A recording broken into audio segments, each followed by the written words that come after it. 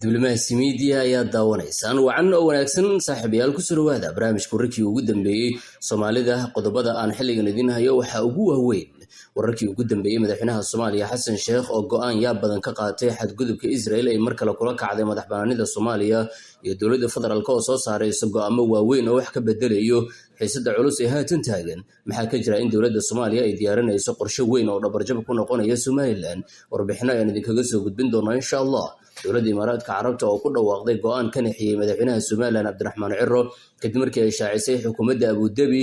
war hoos u dhigay baqdin ay qabtay dowladda federaalka ee Soomaaliya haddaba muxuu yahay mowqifka rasmiga ah ee Imaaraadka waan idin soo gudbin doonaa wararkeena kale waxa ka mid ah madaxweynaha Somaliland Ciro oo booqasho ku tagay caasimadda Israel si uu u soo saxiixo heshiiskii Ibraahimiyada oo khatar weyn ku noqonayo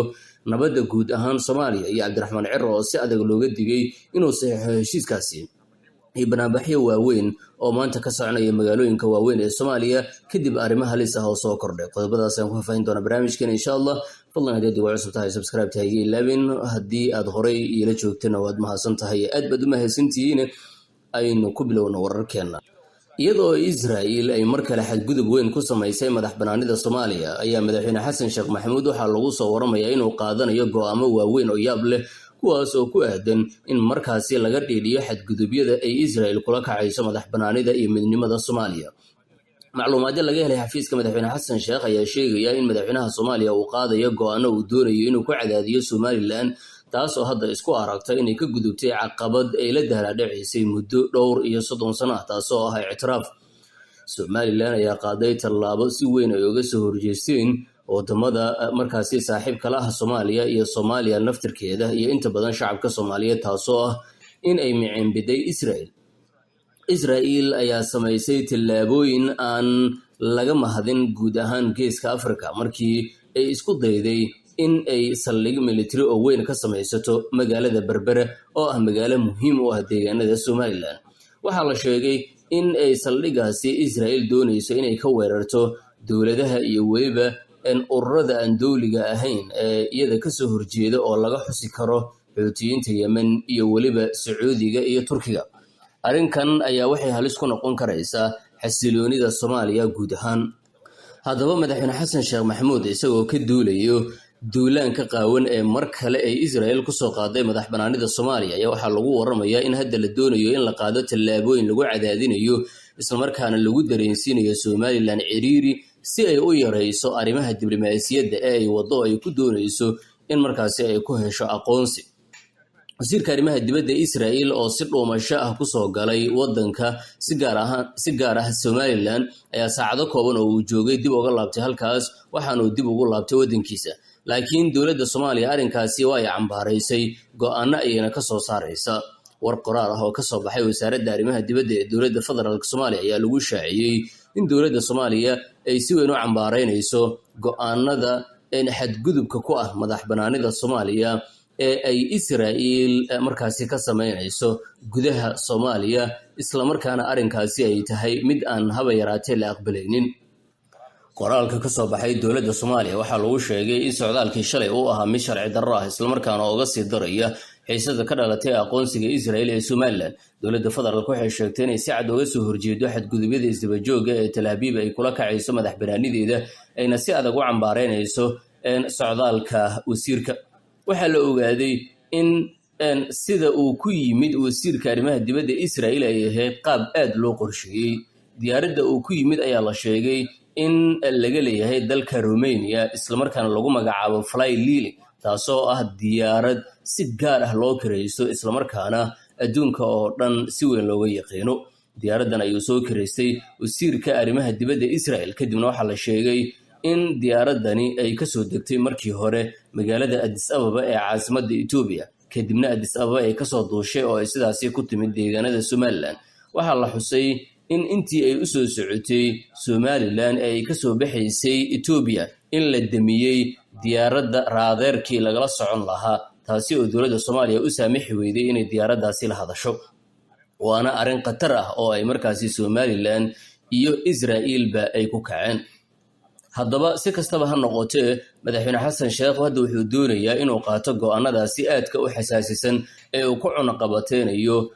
Somaliland isla markaana uu ku tusinayo awoodooda inkastoo madaxweyne xasan sheekh maxamuud waqtiga u haray ee madaxweyneedkiisa uu yahay mid aad u kooban isla markaana uu dagaal badan geli karin laakiin waxaa laga soo xigtay madaxweynaha in arrinka Israel ay noqon doonto mid markaasi fudud oo aad uga fududaan doonta arrimihii la xiriiray kuwii Ethiopia ee muddada halka sano ah iyagu socday وهاجاج aragtidaada qaybta hoose aad inuu la wadaagaysaa markana dawladda Imaaraadka Carabta ayaa waxa ay iyadu qaaday tallaabo si weyn oga naxay madaxweynaha Somaliland Cabdiraxmaan Ciro dawladda Imaaraadka Carabta oo markaasi iyadu si weyn looga filinayay inay qaadi karayso tallaabooyin argagax ku noqon kara dawladda federaalka ee Soomaaliya ayaa la tilmaamay in ay hadda qaaday tallaabooyin dawladda federaalka ee Soomaaliya ay ku faraxday balse uu san jeclaysanin madaxweynaha Somaliland ninka la yiraahdo Cabdiraxmaan Ciro dawladda Imaaraadka Carabta ayaa ugu dambeyn waxa ay si rasmi ah u cadeysay mowqifkeeda ku aadan madaxbanaanida Soomaaliya war rasmi ah oo ka soo baxay wasaaradda arrimaha dibadda ee Imaaraadka Carabta ayaa waxa lagu sheegay in dawladda Imaaraadka Carabta ay si dhow u ixtiraamayso una ilaalinayso madaxbanaanida iyo midnimada Soomaaliya taasi oo meesha ka saaraysa wararkii ku saabsanaa in Imaaraadka uu aqoonsi siin karayo Somaliland dawladda Imaaraadka Carabta waxa ay shir jaraa'id la qabatay gudoomiyaha midowga Afrika oo haatan ay ku fadhiyaan dawladda Djibouti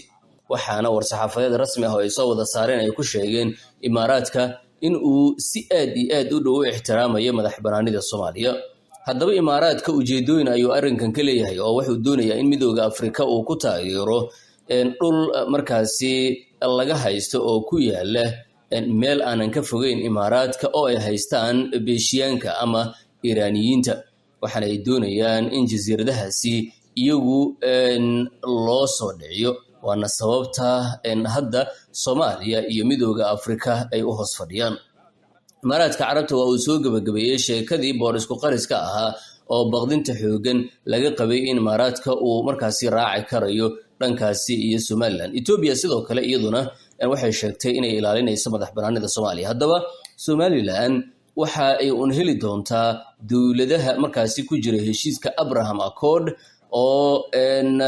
Morocco ay ka mid yihiin inkastoo Imaaraadka naftirkiisa heshiiska uu ku jiro oo uu sheegay inuu ilaalinayo madaxbanaanida Soomaaliya lama oga wax isbedeli karaya barnaamijkeena wararkii ugu dambeeyay ee Soomaaliya ayaad la soconaysaan saaxiibada aynu jecelnahay oo markana aynu eegno madaxweynaha Somaliland Cabdiraxmaan Ciro ayaa lagu soo waramayaa in uu booqasho ku tagayo magaalada Tel Aviv ee caasimadda Israa'iil Cabdiraxmaan Ciro ayaa la sheegay inuu halkaasi u tagi doono sidii uu soo saxiixi lahaa heshiisyada Ibraahimiyada ama waxa loo yaqaano Abraham Accord oo Israa'iil iyadu soo abaabushay isla markaana ay la galayso dawladaha Carabta si gaar ahaaneed dawladaha muslimiinta Ra'iisul Wasaaraha Yahuudda Benjamin Netanyahu ayaa la sheegay inuu casuumaad u fidiyay hogaamiyaha Somaliland Cabdiraxmaan Ciro kaasi oo maalmaha soo socda tagayo Israa'iil waxaana uu halkaasi ku soo saxiixi doonaa heshiiskaas loo yaqaano Abraham Accord markaasi isagu aadka looga digayo qatartiisa Cabdiraxmaan Ciro ayaa looga digay inuu markaasi heshiiskaasi saxiixo kaas oo saameyn badan ku yeelan doona nabadda Soomaaliya guud ahaanteeda ugu dambeynna magaalada Muqdisho iyo magaalooyinka kale ee Soomaaliyeed ee waaweyn waxaa ka dhacay maanta dibadbaxyo waaweyn oo looga soo horjeedo xadgudubida ay mar kale Israel kula kacday madaxbanaanida Soomaaliya culimada Soomaaliyeed ayaa markaasi ku baaqay banaanbaxyadan maanta ka dhacaya magaalooyinka muhiimka ah ee dalka wararkii aad kala socoteen Diblomacy Media oo naga intaas